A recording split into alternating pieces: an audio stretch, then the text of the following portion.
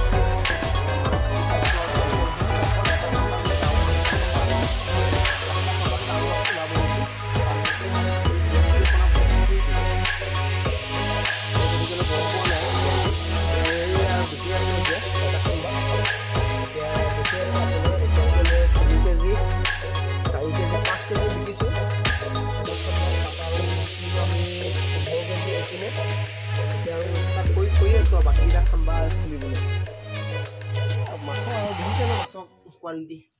কি ধুনিয়া কোৱালিটি মাছ নাম লগালক জিন্দা জিন্দা মাছ পাহো মাছ আছে আমাৰ ভিন্ডো লৈছিলে আৰু 40 টকা পিছত দিব এতিয়া মানে কি 40 টকা দি গৈছে ভিন্ডো এটা পইচা ৰাখি থৈছো